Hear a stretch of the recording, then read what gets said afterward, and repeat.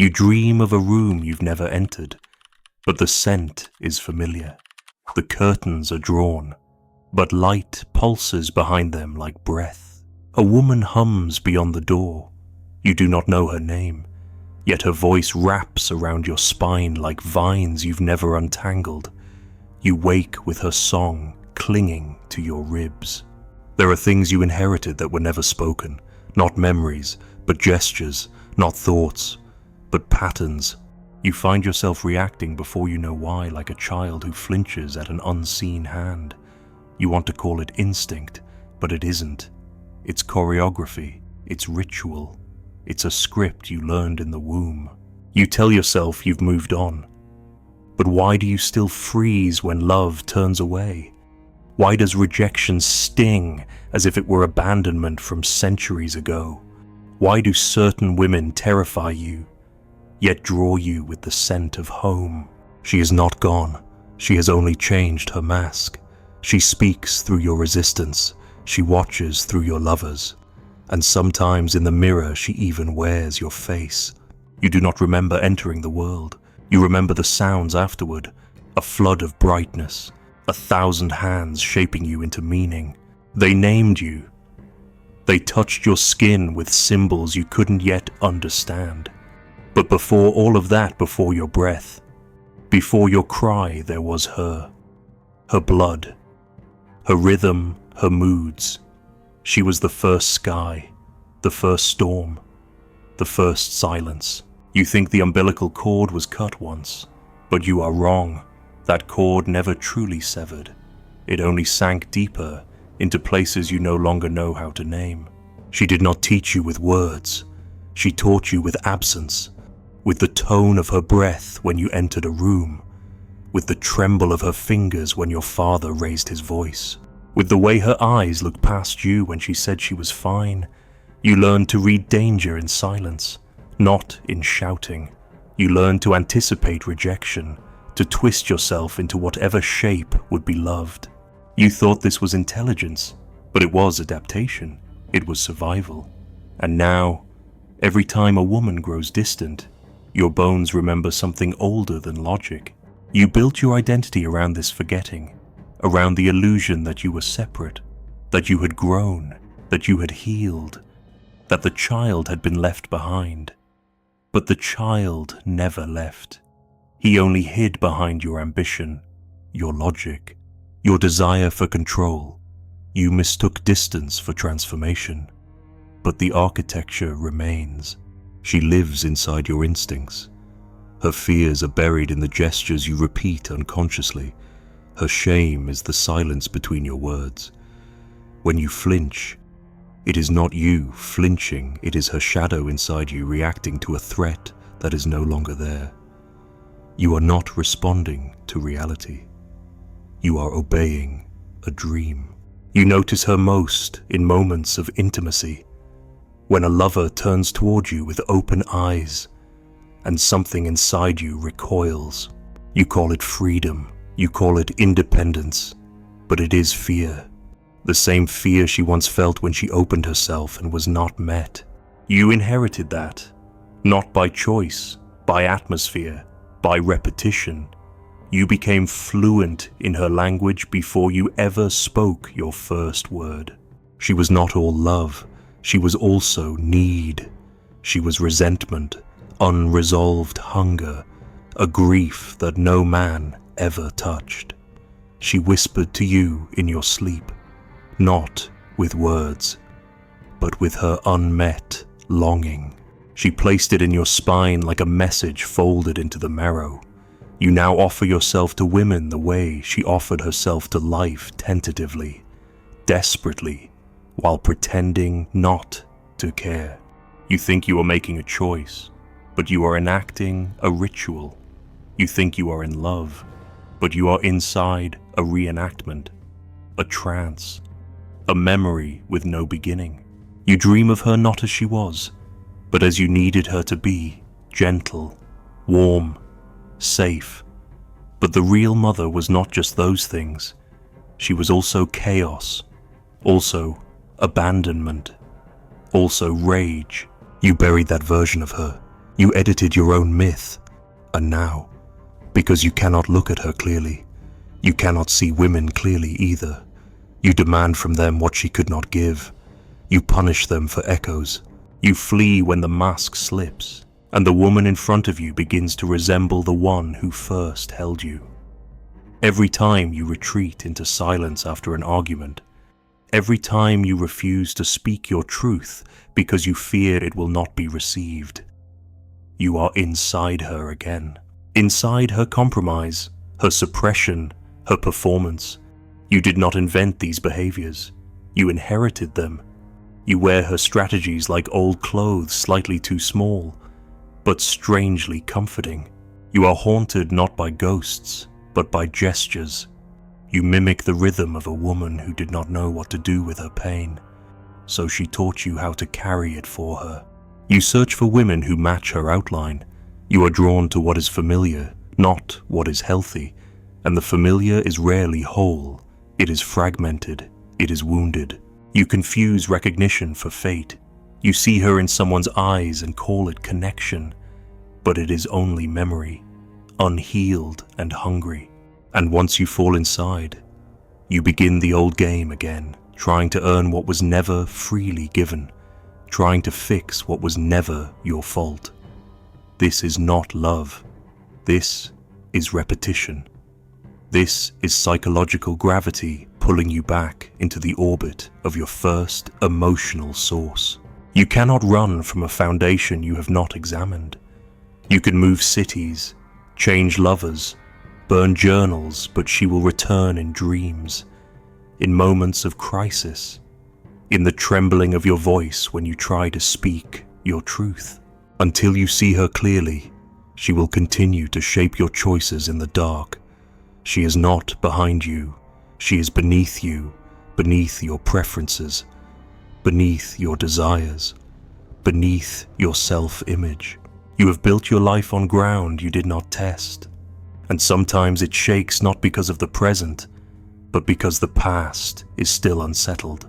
You think you've grown because your language has changed, because you no longer cry, because you know how to articulate your story.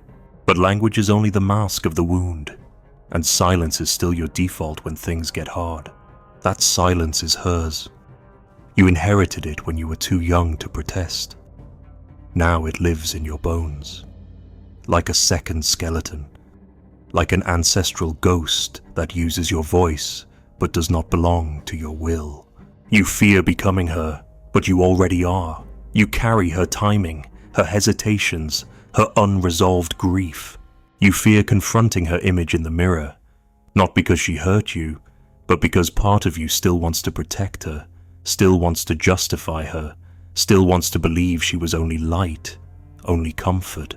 But until you allow her darkness to exist, your own wholeness will remain incomplete. You do not need to hate her, but you must stop idealizing her. She was not a goddess. She was human, and humanity includes failure. Your journey does not begin with healing, it begins with witnessing. You must sit in the same silence she sat in without trying to escape. You must listen for the tremble in your spine that is not yours. You must ask whose voice is this, whose fear, whose desire. And when the answers come, they will not sound like truth. They will sound like memory, like a lullaby you forgot, but still know how to hum in your sleep. That is the beginning, not of freedom, but of return, not of self-improvement, but of descent, into the place before words, into the echo of the womb without walls. She is not gone. She is encoded in the way you reach, in the way you retreat, in the way you long for a love that feels like home. Even when home was hunger, you can change the surface of your life, but she will remain in the structure until you bring her out of the shadow, until you speak what you were never allowed to say, until you name the weight you mistook for your own. This is not accusation, it is archaeology. You are digging through layers of silence, looking for the origin of the self that keeps vanishing in relationships. And in the deepest layer, you do not find clarity. You find her waiting, not as mother, but as mirror. You think you are choosing women, but you are not. You are responding to echoes, the shape of her face, the rhythm of her speech, the way her silence hovers after you speak. These are not coincidences. These are clues, symbols from the unconscious, sewn into your desires with threads older than memory.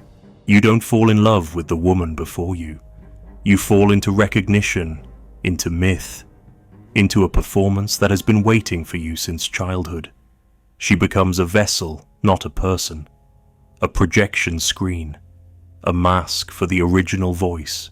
That voice belongs to her, the first her, the one who held you too tightly, or not at all, the one who praised you only when you pleased her, the one who said, "I love you," but only when you were quiet, the one who gave you everything except herself.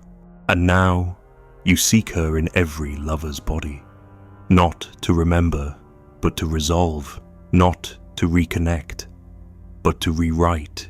You believe that if you can finally be loved by someone like her, then maybe you were never unlovable to begin with. But that's the trap chasing repair inside repetition, longing for new love while repeating old patterns. You choose women who trigger your oldest wounds, not because you enjoy pain, but because pain feels familiar. You confuse anxiety for attraction, tension for chemistry.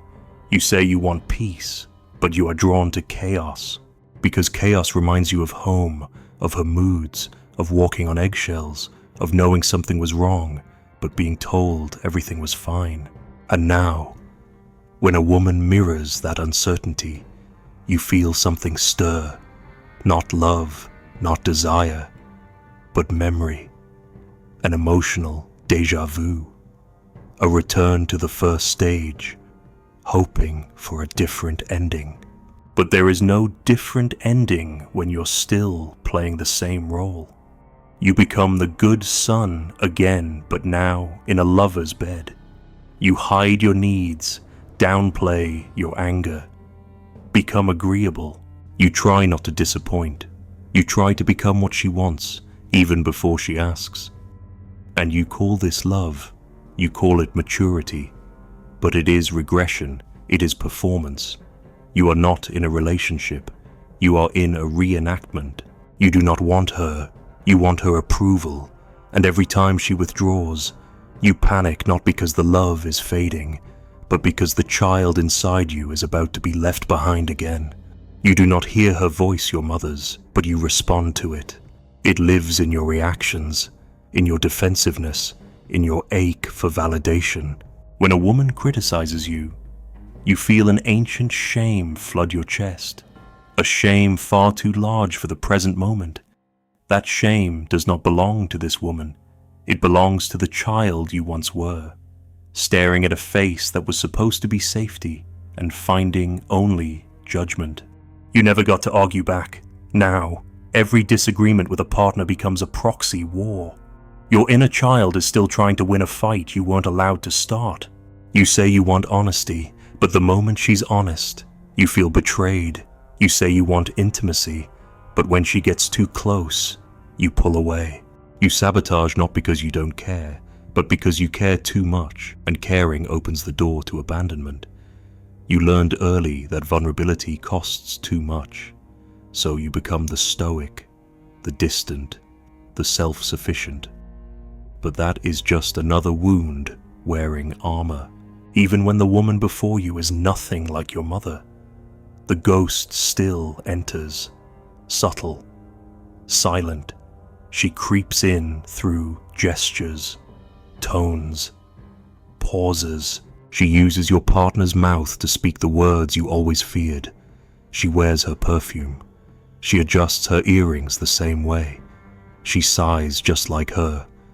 And suddenly, the woman you love becomes the woman you fear. Not because she's dangerous, but because she's too close to the original wound. And yet, you chase her, you crave her, because part of you still believes in the myth of healing through repetition. You think, if I can get this woman to love me fully, then maybe I was always worthy. But that's not love, that's atonement. You're not seeking a partner, you're seeking absolution. And no woman can grant that, because she was never the one who wounded you. You wonder why the relationships always collapse at the same place.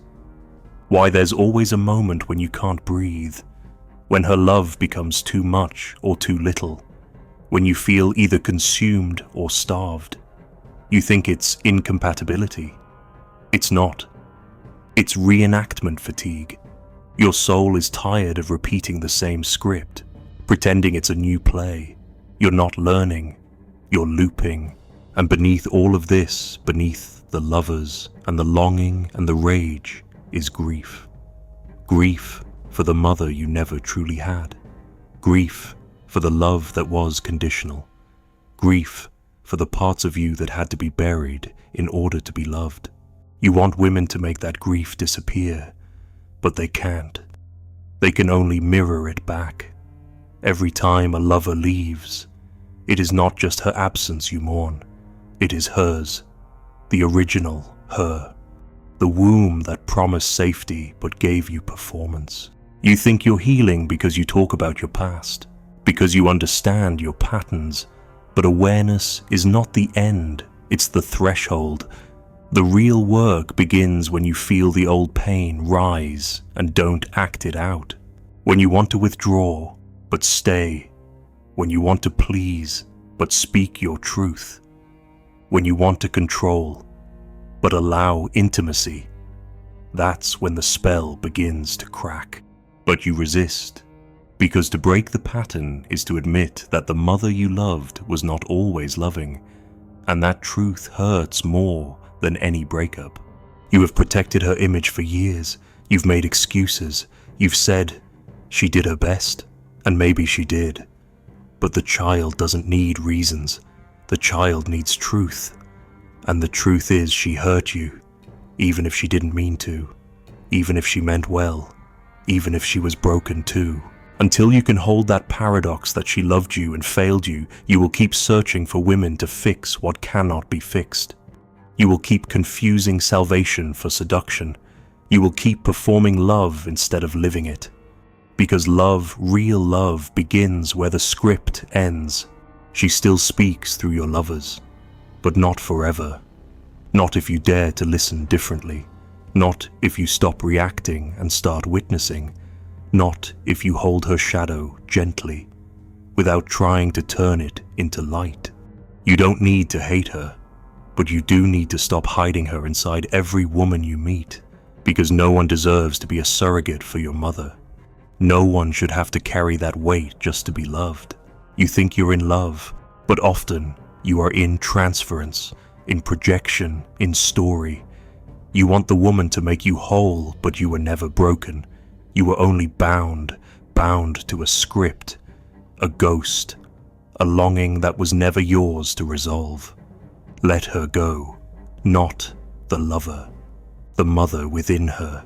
Then and only then can you finally see the person before you, not as savior, not as shadow, but as she is.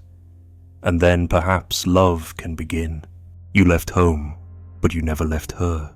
You changed your clothes, your job, your voice, but she followed, not as a woman, as a symbol.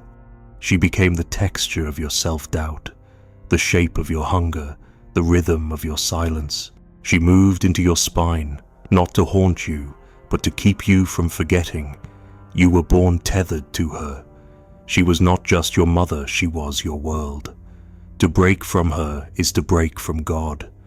So you never truly broke. You wandered, you became the exile, not because she cast you out, but because you couldn't bear to stand too close. You call this manhood, you call it independence, but it is avoidance. You built a fortress to prove you no longer needed her, yet every stone in that wall is named after a part of you she once touched. You say you've grown, but you still flinch when a woman praises you too softly. You still retreat when she looks too deeply into your eyes. You call it freedom, but you are still fleeing, and what you flee is not her, it is your own helplessness. The boy who once begged for love and did not receive it the way he needed. That boy is still curled in the corner of your psyche, waiting for you to return. You became a man, but not by rites of passage. You became a man by opposition, by vowing never to need what once hurt you. And in that vow, you exiled a part of yourself, the tender part, the one that once reached without fear, the one that believed love could be safe. You traded him for armor. You abandoned him for pride. You called it growth, but it was grief dressed as power. She taught you without words, taught you how to read moods, how to perform affection, how to make yourself small enough to fit inside someone else's expectations. And now, as an adult, you still shrink when you should stand. You still apologize for wanting too much. You still mistake self-erasure for love. You learned this from her not because she was cruel, but because she was unfinished. She passed down what she knew. And now, you pass it on too unless you stop, unless you turn around, unless you enter the cave you've been circling all your life. You say you want to love differently, but to love differently, you must die, not the body. The ego that believes it can survive without roots. You are not separate from her. You are shaped by her. You are not free from her. You are forged from her. To integrate the mother is to look her full in the face, not just the saint, not just the wound, but the whole, the fire and the silence, the gift and the grief. You ran from her voice, and now it echoes in your inner critic. You buried your dependency, and now it rises in your desperation for control. You thought becoming a man meant escaping her influence, but that is a boy's logic. A man does not escape the mother. He meets her again in himself, in his tenderness, in his need, in the fear he tried to hide by calling it strength. To exile the feminine within you is to cut yourself in half and wonder why nothing ever feels whole. She is not just in your past.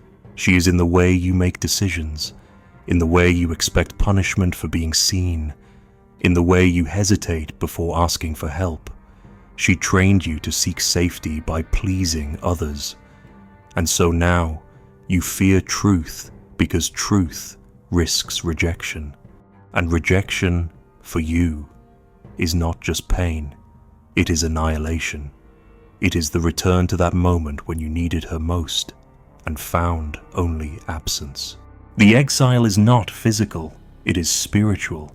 You walk beside others but feel alone. You laugh, but it feels distant.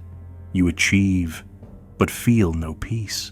This is the curse of the uninitiated son praised for his success, but hollow in his soul, because no one ever taught him how to stand in his own inner ground. No one ever said you can be loved without performing. No one ever whispered you are already enough. You seek women to lift the exile, but they cannot. That task is yours. A woman may love you, but she cannot mother your unloved child. She may hold you, but she cannot sanctify the parts you banished. That is your work. That is your descent, not into shame, but into truth. You must find the place inside you where you lock the son away and ask him why. Not to fix him, to hear him, to finally offer what she could not. You carry her story like a psalm you never learned to sing properly. You hum it in every relationship. You build altars in your heart for a forgiveness you never received. You long for her eyes to look at you and finally see, but she is not here. Not the way you want. Not the way she was. And so, you become the mother. Not to others, to yourself. You become the one who stays. The one who witnesses.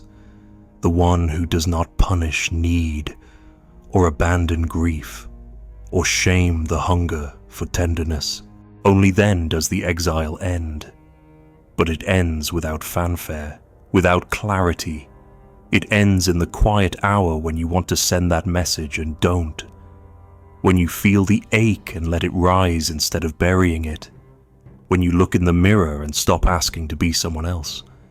That's when you know the sun has returned. Not to her womb, not to her arms, but to himself. You may still hear her voice in dreams. You may still flinch when someone touches you just right, but it no longer owns you. You no longer obey the rituals without question. You begin to choose, not react, not reenact, choose. And in that choice is the first breath of true manhood, not as defiance, but as integration, not against her, but beyond her. You were not meant to live in exile.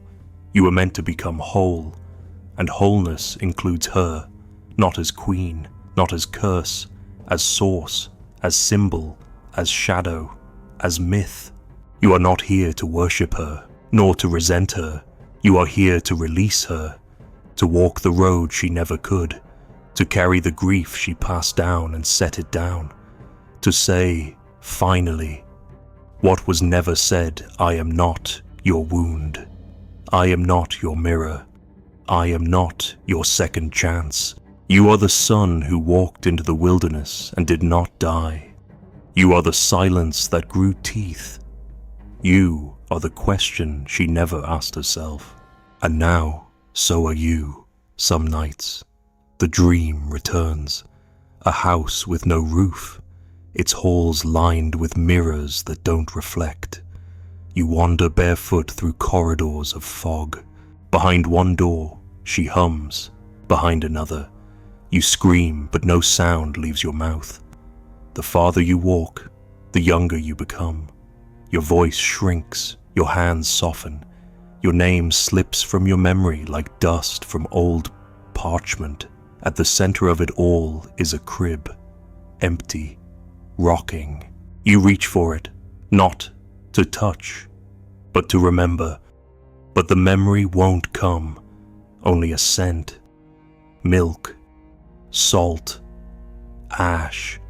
You stand there for hours, or minutes, or lifetimes, and when you wake, you do not speak, you do not move. You only listen for the silence between your heartbeats, where the exile still waits, barefoot and watching, not asking to be saved, only asking to be seen, not as a son, not as a man, but as the one who remembers.